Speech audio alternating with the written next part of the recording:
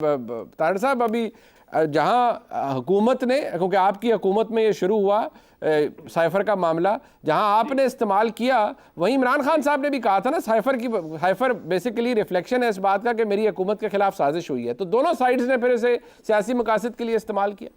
वो आज एक सवाल हुआ अदालत में कि क्या साइफर कम्युनिकेट हुआ किसी को जो नहीं होना चाहिए था, अनऑथराइज पर्सन को। वो एक किसी बड़े आदमी का ना हिरन गुम गया, तो पुलिस पे बड़ा प्रेशर था कि हिरन बरामद करें, तो हिरन तो मिला नहीं। उन्होंने हाथी को दुम्बा बना के मार मार के उसे कहा कि तुझे हम उसके दरबार में पेश करेंगे, तूने कहना मैं ही हिरन हूं। तो वो सुबह हाथी को ले आया तो उसने कहा जी मैं हिरन हूं, और उसके आदमी के हवाले कर दिया। तो यहाँ यही किस्सा है कि इमरान खान बड़े जलसे में खड़े होके साइफर लहराता है, पूरी कौम देखती है साइफर लहराया गया, अपने हाथ में कागज वो पकड़ के, और कहा गया कि अमरीकी साजिश हुई है, नेशनल सिक्योरिटी को दांव पे लगाया गया, और बाकायदा पाकिस्तान के फॉरेन रिलेशंस को डैमेज करने की कोशिश की गई। मगर आज ऑनरेबल जजेस ने, जिनके लिए बड़ी रिस्पेक्ट है, उन्होंने फरमाया वही काम किया ना कि वो इमरान खान जब इधर रेड जोन में पहुंच गया और दरख्तों को आग लग गई, तो उन्होंने कहा क्या पता कि हमारा ऑर्डर इमरान खान तक पहुंचा ना हो।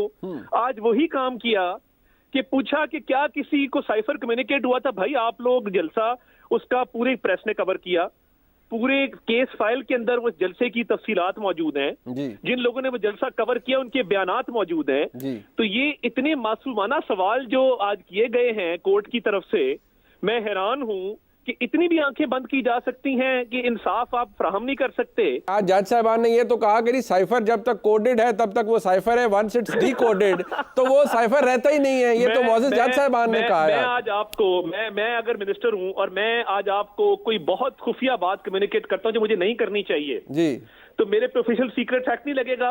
एक वजीर आजम ये हल्फ लेता है कि मैं बतौर वजीर आजम जो मालूमात मुझे दी जाएंगी वो मैं किसी अनऑथराइज पर्सन को कम्युनिकेट नहीं करूंगा। ये एक नया तमाशा बना दिया कि साइफर जो ट्रांसलेट करके पहुंचाया गया वो साइफर ही है।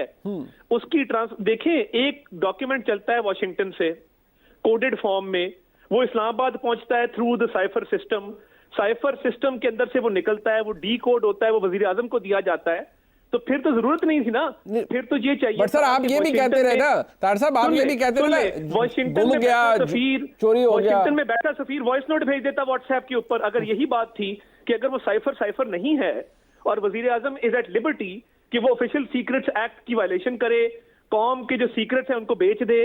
जावेद साहब, सर वो मोहब्बत या वो सहूलतकारी, या मैं ये अल्फाज ऐसे हैं, ये पहले जब बंदियाल साहब की अदालत थी बड़ा फ्लैग्रेंट डिसरिगार्ड होता था। ही वुड शो कि नहीं बहुत सी चीज़ों के अंदर फैसिलिटेट भी किया गया होगा पाकिस्तान तहरीक इंसाफ को, बट आज it's a different ball game all together.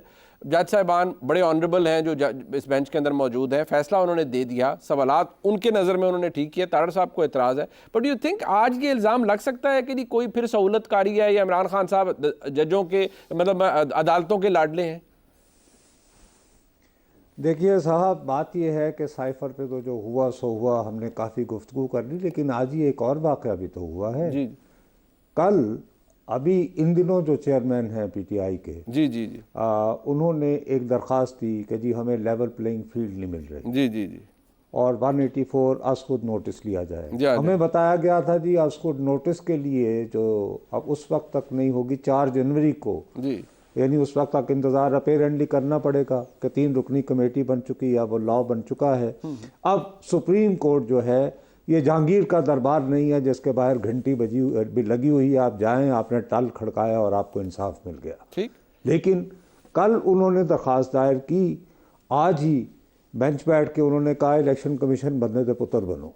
तो ये जो इस तरह जो सूरत से इंसाफ है, तो ये एक दिन में एक नहीं सर 2 हुए हैं। अच्छा, उस पे तारड़ साहब का तिल मिलाना जो है वो बजा है, काफ़ी मुझे यानी वो बजा है। और लेकिन इसके लिए मैं दोष ही नहीं दूंगा कि ये क्यों इन्होंने, आपको याद होगा आप ही के प्रोग्राम में मैंने सबसे पहले आपकी खिदमत में ये अर्ज़ की थी कि मेरा ख्याल है कि नवाज शरीफ साहब को जो सब्ज़ बाग दिखाकर लंदन से यहाँ बुलवाया गया है, चंद ही दिनों में उनको पता चल जाएगा कि हालात वैसे नहीं है जो उन्हें बताए जा रहे हैं। He came here, बिल्कुल ठीक है। और मेरा अपना ख्याल है कि अभी भी मियाँ साहब के इंटरेस्ट में है कि वो ये रियलाइज़ करें।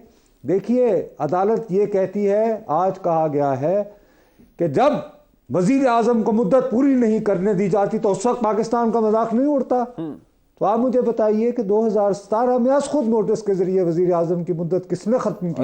मैंने, इन्हीं जजों ने की थी सर, एसी सुप्रीम कोर्ट की। तो कहना ये चाहते हैं कि अगर जज साहिबान किसी वजीर आजम की जो है वो खत्म करें तो वो उसमें तालियां, उसके अलावा लेकिन आइन के अंदर ही लिखे हुए तहरीक अदम एतमाद के जरिए हटाओ तो दुनिया हंसेगी, सुभान अल्लाह। तो फिर अब तहरीक अदम एतमाद को हटा दें आइन में से। बिल्कुल है। तो आज जो हाथ हो गया है ये आहिस्ता आहिस्ता जो है ये टाइम लगेगा जाती उम्र तक इसकी हवा जाते हुए।